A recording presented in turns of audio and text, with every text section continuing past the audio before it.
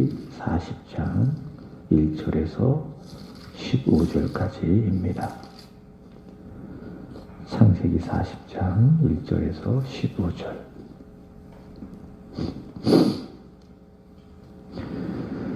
그 후에 애굽 왕의 술 맡은 자와 떡 굽는 자가 그들의 주인 애굽 왕에게 범죄한지라. 바로가 그 두 관원장 곧 술 맡은 관원장과 떡 굽는 관원장에게 노하여 그들을 친위 대장의 집 아래 있는 옥에 가두니 곧 요셉이 갇힌 곳이라. 친위 대장이 요셉에게 그들을 수종 들게 하매 요셉이 그들을 섬겼더라. 그들이 갇힌 지 여러 날이라. 옥에 갇힌 애굽 왕의 술 맡은 자와 떡 굽는 자 두 사람이 하룻밤에 꿈을 꾸니 각기 그 내용이 다르더라. 아침에 요셉이 들어가 보니 그들에게 근심의 빛이 있는지라. 요셉이 그 주인의 집에 자기와 함께 갇힌 바로의 신하들에게 묻되 어찌하여 오늘 당신들의 얼굴에 근심의 빛이 있나이까? 그들이 그에게 이르되 우리가 꿈을 꾸었으나 이를 해석할 자가 없도다. 요셉이 그들에게 이르되 해석은 하나님께 있지 아니하니까 청하건대 내게 이르소서. 술 맡은 관원장이 그의 꿈을 요셉에게 말하여 이르되 내가 꿈에 보니 내 앞에 포도나무가 있는데 그 나무에 세 가지가 있고 싹이 나서 꽃이 피고 포도송이가 익었고 내 손에 바로의 잔이 있기로 내가 포도를 따서 그 즙을 바로의 잔에 짜서 그 잔을 바로의 손에 들였노라. 요셉이 그에게 이르되 그 해석이 이러하니 세 가지는 사흘이라. 지금부터 사흘 안에 바로가 당신의 머리를 들고 당신의 전직을 회복시키리니 당신이 그 전에 술 맡은 자가 되었을 때에 하던 것 같이 바로의 잔을 그의 손에 드리게 되리이다. 당신이 잘 되시거든 나를 생각하고 내게 은혜를 베풀어서 내 사정을 바로에게 아뢰어 이 집에서 나를 건져 주소서. 나는 히브리 땅에서 끌려온 자여 여기서도 옥에 갇힐 일은 행하지 아니하였나이다. 아멘. 오늘 함께 읽을 성경 말씀은 본문이 있는 창세기 40장과 마가복음 10장, 욥기 6장, 로마서 10장입니다. 큰 주제는 하나님만이 하시는 일, 그렇게 정해 보았습니다. 창세기 39장에서 요셉은 보디발의 아내의 유혹을 거절을 했지만 억울하게 누명을 쓰고 감옥에 갇히게 되었습니다. 그러나 하나님께서는 요셉과 함께 계시고 또 그를 통해서 하시고자 하는 뜻과 계획을 하나씩 하나씩 이루어 가시니 요셉은 불통한 자가 아니라 형통한 자가 됩니다.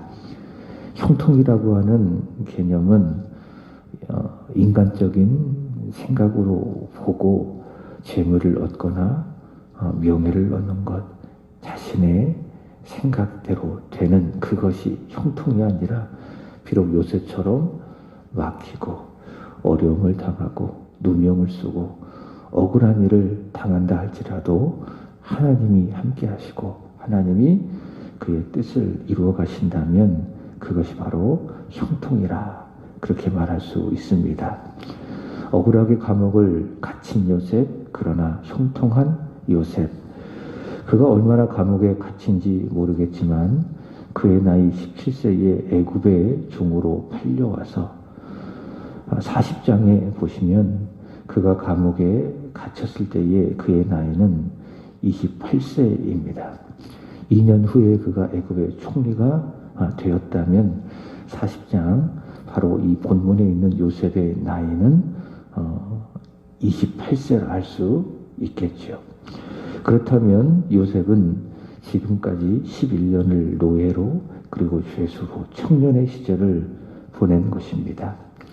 인간적인 시각으로 볼 때에 그 시간은 허비된 것처럼 보이지만 그러나 하나님의 관점에서 보면 하나님의 뜻이 이루어지고 있으니, 요셉을 통해서 하나님의 계획이 성취되어 가고 있으니 그 시간은 허비되는 시간이 아니라 형통하는 시간, 은혜로운 시간이 될 수 있습니다. 이제 더 구체적으로 하나님의 형통이 이루어가기 위한 첫 시작인데, 그것이 바로 두 사람의 꿈의 해석입니다. 본문 1절과 2절의 말씀을 보시면은 애굽 왕에게 범죄한 두 사람이 등장을 하죠. 한 사람은 술 맡은 관원장이고 다른 한 사람은 떡을 맡은 관원장입니다. 그러니까 왕이 먹는 술과 그리고 음식, 떡을 관리하는 그런 고위 관리라는 것을 알 수가 있습니다. 그런데 이 두 사람이 감옥에 갇히게 됩니다. 무슨 잘못을 했는지 아마도 바로 왕에게 큰 잘못을 했으리라 생각이 됩니다. 이 두 사람이 감옥에 갇히게 되었는데 한날 한시에 꿈을 꾸게 됩니다. 이 꿈 이야기가 성경에 기록된 것을 본다면 이 꿈은 예사로운 꿈이 아니라는 것을 알 수가 있습니다. 하나님의 계획이 있는 꿈이다 알 수 있습니다. 하지만 이 두 사람은 그 꿈의 내용을 알지 못하고 또 그 꿈이 하나님의 계획임을 알지 못하고 해석도 알지 못합니다. 그러니 그들에게 있어서 그 꿈은 근심할 뿐이지요. 그래서 요셉에게 이야기합니다. 8절 보시면 우리가 꿈을 꾸었지만 이를 해석할 자가 없도다. 이렇게 이야기합니다. 바로 이때에 요셉이 한 말이 무엇인가? 오늘 말씀의 주제라고 할 수 있겠습니다. 해석은 사람에게 있는 것이 아니라 하나님께 있지 아니하나이까. 그래서 요셉은 하나님께 있는 해석을 이 두 사람에게 알리는데, 그리고 40장 전체를 보면 이 해석대로 된 것을 볼 수 있습니다. 읽진 않았지만 21절에 보시면은 술 맡은 관원장은 전직을 회복합니다. 그리고 23절 보시면 떡 맡은 관원장은 매달리게 되는 겁니다. 떡 맡은 관원장은 죽고 술 맡은 관원장은 전직을 해석합니다. 요셉이 그들에게 해석한 것 같이 되는 거죠. 하나님의 뜻대로, 하나님의 계획대로 되는 겁니다. 이 요셉 당시 꿈이라고 하는 것은요, 하나님의 계시의 수단이었습니다. 하나님께서 특별한 그 뜻을 알리시고자 했을 때에 꿈을 통해서 알려주신다. 그러나 지금은 그렇지 않죠. 하나님께서는 꿈을 통해서 우리에게 말씀하시거나 나타나시지 않습니다. 왜냐하면 기록된 말씀, 특별 계시, 하나님의 말씀, 성경이 있기 때문에 그렇습니다. 그러나 요셉이 있던 시대는 다릅니다. 기록된 말씀, 계시된 성경이 없기 때문에 하나님께서 말씀하시려고 하는 바가 있다면 바로 이러한 꿈을 통해서 말씀하시는데, 이 해석도 누가 할 수 있는가? 하나님만이 하실 수가 있죠. 그리고 요셉은 하나님이 함께 하시는 사람이고 또 그의 인생에 하나님의 뜻이 이루어져가는 형통한 사람이기 때문에 하나님께서는 그 요셉에게 꿈을 알려주시고 꿈의 해석을 알려주십니다. 그래서 결국 꿈의 해석이라고 하는 것은 사람이 하는 일이 아니라 하나님만이 하시는 일이다. 오늘 말씀은 그렇게 우리에게 이야기해주고 있습니다. 마가복음 10장으로 가보시면 하나님께서 하시는 일이 무엇인가? 창세기 40장에서 하나님이 하시는 일은 꿈이다. 꿈의 해석이다. 이렇게 말씀을 드릴 수 있고, 마가복음 10장에서 하나님이 하시는 일은 무엇인가? 영생을 주시는 일이다 라고 합니다. 영생은 사람이 해서 얻는 것이 아닙니다. 마가복음 10장 17절 보시면 이렇게 말씀합니다. 꿇어 앉아 묻자오되 내가 무엇을 하여야 영생을 얻으리이까? 이 사람의 말처럼 내가 해서, 내가 무엇을 행해서 얻는 것이 영생이 아닙니다. 만약 내가 무엇을 행해서 영생을 얻는다면 그런 종교를, 그렇게 영생을 얻을 수 있다라고 가르치는 종교를 수도 종교라고 이야기합니다. 내가 행해서 노력하고 힘쓰고 그래서 영생을 얻는 종교, 그런 종교를 수도 종교라고 이야기합니다. 그러나 복음은 그렇지 않습니다. 내가 행해서 영생을 얻는 것이 아니죠. 복음은 하나님이 영생을 주시는 것이다, 그렇게 말씀합니다. 이것을 계시 종교라고 이야기합니다. 예수님께서 이렇게 말씀하셨습니다. 마가복음 10장 26절, 27절. 그런즉 누가 구원을 얻을 수 있는가? 이렇게 묻자 예수님 이렇게 말씀하십니다. 사람으로서는 할 수 없으되 하나님으로서는 그렇지 아니하니 하나님으로서는 다 할 수 있느니라. 영생이라고 하는 것은 사람이 하는 게 아니라는 거죠. 하나님만이 하시는 일이다. 영생은 하나님만이 주실 수가 있는 일이다. 술 맡은 관원장이, 똥 맡은 관원장이 꿈을 꾸었을 때의 그 해석은 사람에게 있는 것이 아니라 하나님께 속한 일, 하나님이 하시는 일인 것처럼 영생도 같다. 사람이 얻을 수 있는 것이 아니다. 사람이 행해서 받을 수 있는 것이 아니다. 하나님이 주셔야 우리는 받을 수 있다. 오직 영생은 하나님만이 하시는 일이다. 그렇다면 그 영생을 내 것으로 삼는 것은 무엇인가? 이것이 무엇입니까? 이것이 바로 믿음이죠. 영생은 하나님만이 주실 수 있는 것이다. 하나님만이 하시는 일이다. 그것이 영생이다. 그것을 내 것으로 삼는 것, 그것이 바로 믿음이다. 하나님이 주시는 영생, 그리스도의 십자가와 부활을 통해서 주시는 영생, 그것이 내 것이 되게 하기 위하여 우리는 믿어야 하죠. 믿어야 하죠.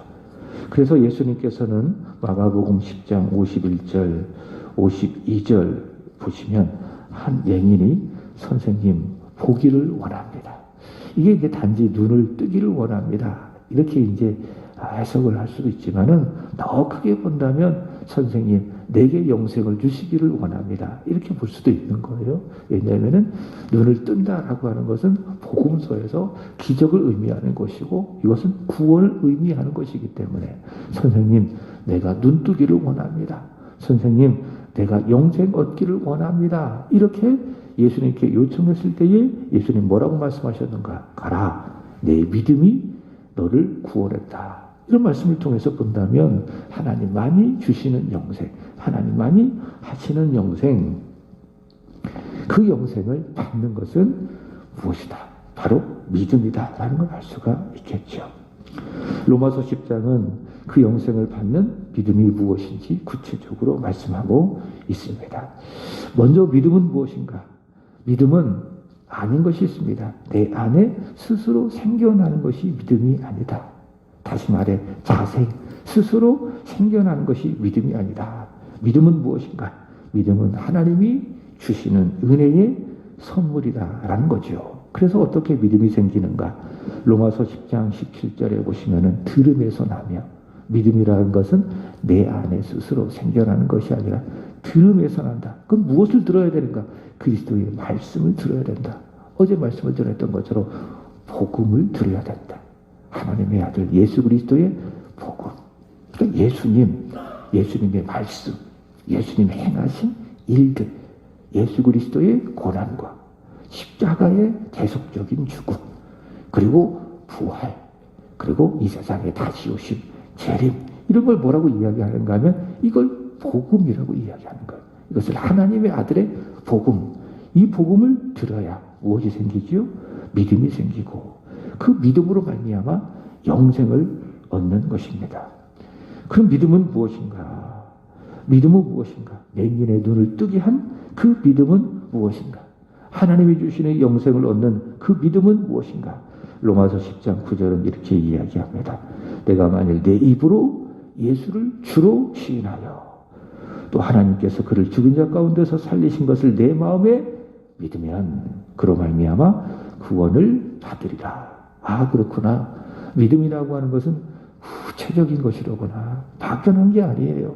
추상적인 것이 아니에요. 믿음이라고 하는 것은 구체적으로 먼저 내 마음으로 믿고, 마음이 상당히 중요하죠.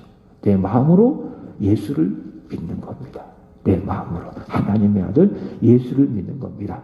그의 십자가와 그의 부활, 나를 위해 당하신 고난과 십자가의 죽음을 믿고 나를 위해서 행하신 부활의 내용을 믿고 그것을 내 마음으로 믿고 그 다음에 입으로 시인하는 것. 그것이 바로 믿음이요. 바로 그 믿음으로 말미암아 하나님만이 하시는 그 영생을 내 것으로 삼습니다. 욥기 6장은 기도의 응답에 대해서 이야기합니다. 기도의 응답도 무엇인가? 하나님이 하시는 일이다. 하나님이 하시는 일이다. 욥의 고난을 욥의 죄로 해석하여 고난 중에 고통스러웠던 욥을 찌르고 정죄했던 이 엘리바스, 욥의 친구 중에 한 사람 엘리바스의 말이 끝나자 욥은 그동안 참고 있었던 감정을 폭발시킵니다. 그러니까 지금까지 엘리바스의 말은 욥에게 전혀 도움이 되지 않았죠. 나름 엘리바스는 생각하기를 내가 이렇게 욥에게 조언을 한다면 욥은 위로받고 이 어려움에서 일어날 수 있을 것이다. 이런 생각을 가지고 엘리바스는 욥에게 여러 가지 말들을 했는데 결국 그 한 말이 무엇인가? 네가 죄가 있기 때문에 이 죄로 인해서 지금 이런 고통을 당하고 있는 것이다. 네가 죄를 지었기 때문에 재산도 잃어버리고 자식도 잃어버리고 네 건강도 잃어버리고 다 잃어버린 것이니 이 죄를 하나님 앞에 생각해보고 고백하고 자백하면 하나님께서 너의 지금 이 어려움을 이기게 할 것이다. 이것이 바로 엘리바스의 말인데 이 말이요 욥에게 도움된 것이 아니라 전혀 도움이 되지 않았습니다. 오히려 욥의 고통을 더 가중시킬 뿐이지요. 욥기 6장 8절에 이야기하기를 욥은 그 속이 상하고 고통스러워 이렇게 이야기합니다. 나의 간구를 누가 들어줄 것이며 나의 소원을 하나님이 허락하시랴. 무슨 말씀인가 하면은 내 기도를 들어줄 것은 나를 위로한답시고 찾아온 이 친구들이 아니라 이 엘리바스가 아니라 누구다? 오직 하나님이시다. 그래서 이렇게 이야기할 수 있죠. 내 기도를 들어주시는 분 그리고 응답해 주시는 분 그분은 누구시다? 오직 여호와 하나님이시다. 그래서 하나님만이 하시는 일, 내 기도를 들으시고 소원을 응답해 주시는 것이다. 그것이 바로 하나님만이 하시는 일이다. 그렇게 말할 수가 있겠지요. 자, 오늘 말씀을 정리해 봅니다. 오직 하나님만이 하시는 일, 그것은 무엇인가? 꿈을 주시고 또 꿈의 해석을 알게 하시는 일. 이것을 성경으로 말한다면 하나님만이 우리에게 성경을 주셨고 또한 성경의 해석도 누가 주십니까? 하나님이 주시는 것이다. 그래서 성경의 감동으로 이 성경이 약 40명의 저자를 통해서 1500년 동안 기록되어 있잖아요. 그래서 그 당시 1500년 동안은 성경이 기록된 그런 시간이기 때문에 하나님께서 성령을 통해서 그 성경의 저자들을 감동시켜 주셨습니다. 그러나 이 시대에는 우리가 이 성경을 대할 때에 성령의 감동으로 기록되어진 이 성경을 대할 때에 무엇이 필요한가? 성령의 조명이 필요한 것이죠. 성령의 감동으로 기록되어진 이 성경을 우리가 접하고 읽고 묵상할 때에 무엇이 필요하다? 성령의 조명이 필요하다. 하나님만이 우리에게 성경을 주셨고 또 그 성경의 해석도 하나님만이 주신 것이다. 성령의 감동, 성령의 조명이 하나님의 말씀에 필요하다라는 겁니다. 그러면 성경은 무엇을 말하는가? 성경은 영생을 이야기하고 있죠. 너희가 성경에서 영생을 얻는 줄 알기 위하여 상고하거니와 예수님께서 요한복음 5장에서 말씀하지 아니하셨습니까? 그럼 그 영생도 오직 누가 주시는 것인가? 오직 하나님만이 주시는 것이다. 꿈의 해석도 하나님만이 주시는 것, 동시에 영생도 하나님만이 주시는 것. 그럼 영생은 어떻게 받습니까? 그것도 역시 하나님만이 주시는 믿음으로, 마음으로 믿고 입술로 고백하는 믿음으로 말미암아 영생을 받는다. 그리고 영생을 얻는 자는 기도합니다. 그리고 기도할 때에 응답을 받습니다. 역시 그 응답도 하나님만이 주실 수가 있습니다. 자, 그렇다면 우리가 받는 모든 것들, 우리가 이 세상을 살며 예수를 믿는 자로서 살아갈 때에 받는 모든 것들은 다 누가 주신 것입니까? 하나님만이 우리에게 주신 것이라 할 수 있겠죠. 그러므로 하나님 외에 다른 답은 우리에게 없습니다. 다른 말로 이야기한다면 예수 외에 우리에게 다른 답은 없는 겁니다. 오직 예수만이 우리의 길이시고 우리의 답이시고 우리의 생명이라 할 수 있습니다. 그 하나님과 그 아들 예수 그리스도를 믿는 그 길이 지금 이 어려움의 시간들을, 이 어려움의 상황들을 이기고 견디고 극복하는 유일한 힘인 줄로 믿습니다. 하나님만이 주시는 이 모든 것들을 그리스도 예수 안에서 우리가 받고 누리고 있습니다. 이에 감사하시고 하나님만으로 만족하는, 하나님만으로 오늘 살아가는 저와 여러분 되기를 축복합니다. 기도하겠습니다. 하나님 아버지, 주님 한 분만으로 만족하게 하시옵소서. 하나님만이 꿈의 해석을 알려주시고 하나님만이 영생을 주시고 하나님만이 기도의 응답을 주시는 분이심을 오늘의 말씀을 통하여 우리에게 알게 하여 주셨사오니 하나님만으로 감사하며 하나님만으로 만족하며 하나님께 모든 답을 있음을 믿고 하나님만을 구하고 찾을 수 있는 우리들의 믿음이 되게 하여 주옵소서. 오늘 일구역을 축복해 주시고 일구역에 속한 믿음의 지체들 하나님을 구하고 하나님만이 답이 있음을 믿으며 하나님께 다가가는 믿음의 사람들 되게 하여 주옵소서. 하나님, 코로나 확진자가 너무나도 많이 늘어가고 있습니다. 우리 주변 가까운 사람들도 하나님 이 코로나에 확진되어지고 있습니다. 참으로 두렵습니다. 참으로 걱정도 됩니다. 그러나 우리에게 믿음이 있습니다.